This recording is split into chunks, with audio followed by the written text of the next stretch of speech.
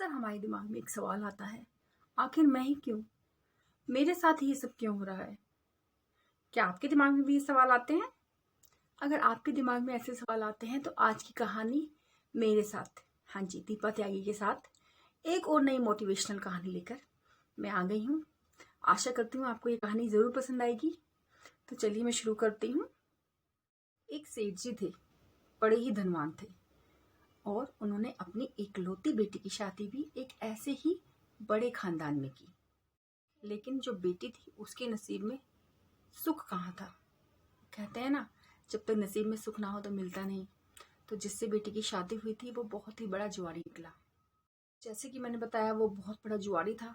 तो जो धन था वो धीरे धीरे समाप्त होता गया और जो बेटी की माँ थी उसको बहुत ज़्यादा चिंता होने लगी अपनी बेटी के बारे में। तो उसने सेठ जी यानी कि अपने पति से कहा कि पूरी दुनिया की तो आप मदद करते हो, लेकिन आपकी इकलौती बेटी, आप क्या उसकी मदद नहीं कर सकते? सेठ जी ने उस दिन बहुत बड़ी बात की। उन्होंने कहा, जब इनका भाग्य उदय होगा ना, उस दिन सारी की सारी मदद अपने आप हो जाएगी। कहा, जब भाग्य उदय होगा तो सारी की सारी मदद अपने आप उभर कर आएगी। तो सेठानी ने कहा, अच्छा ठीक है। तो एक दिन क्या हुआ, सेठ जी बाहर गए हुए थे और सेठानी परेशान हुई जा रही थी अपनी बेटी की मुसीबतों को लेकर, उसकी तकलीफों को देखकर। तो एक दिन क्या हुआ, ये सब सोच के एक दिन सेठानी जी ने अपने दामाद जी को बुलावा भेजा और दामाद जी आए भी। सेठानी ने तो बहुत आरता स्वागत बहुत कुछ किया। अब क्या हुआ, सेठानी का मन हुआ कि क्यों ना बेटी की मदद की जाए। तो उन्होंने क्या किया, उन्होंने देसी घी के मोतीचूर के लड्डू बनाए और हर लड्डू में एक सोने की अशर्फी रख दी। फिर जब दामाद जी वहां से चलने के लिए तैयार हुए तो सेठानी ने क्या किया, वो जो प्योर देसी घी के मोतीचूर के लड्डू बनाए थे जिसमें अशर्फियां रखी थी, वो उन्होंने 5 किलो लड्डू अपने दामाद जी को थमा दिए।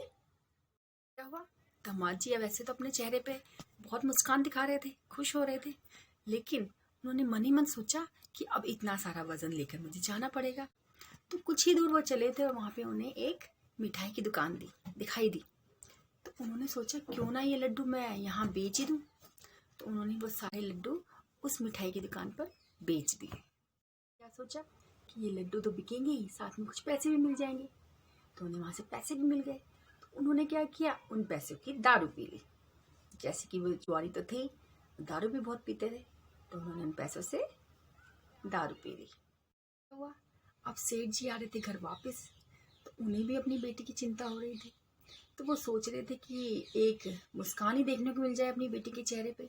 तो ये सोचते हुए उन्होंने अपने घर के लिए और बेटी के घर के लिए मिठाई लेने की सोची और वो पहुंच गए उसी दुकान पर। दुकान पे जाते ही सेठ जी ने मोतीचूर के लड्डू मांगे। तो जैसे ही उन्होंने मोतीचूर के लड्डू मांगे तो वो ही मोतीचूर के लड्डू उनके सामने आ गए जो दामाद जी ने वहां पे बेचे थे। जब सेठानी ने सेठ जी के हाथ में वो लड्डू देखे तो सेठानी ने अपना सिर पीट लिया। उन्होंने कहा, अरे ये कैसे हुआ, ये लड्डू आपके पास? सेठ जी ने अपनी बात बताई कि कैसे वो दुकान पे गए, उन्होंने लड्डू खरीदे। सेठानी ने सेठ जी की बात सुनी तो सेठानी ने अपनी बात रखी कि कैसे उन्होंने देसी घी के लड्डू बनाए, उनमें अशर्फियां छुपाई अपनी बेटी के लिए। सेठ जी ने अपनी बात दोहराते हुए कहा कि जब तक उनका भाग्य उदय नहीं होता उनकी मदद कोई नहीं कर सकता। जब उनका भाग्य उदय होगा ना, तो सारी की सारी मदद अपने आप उभर कर आएगी।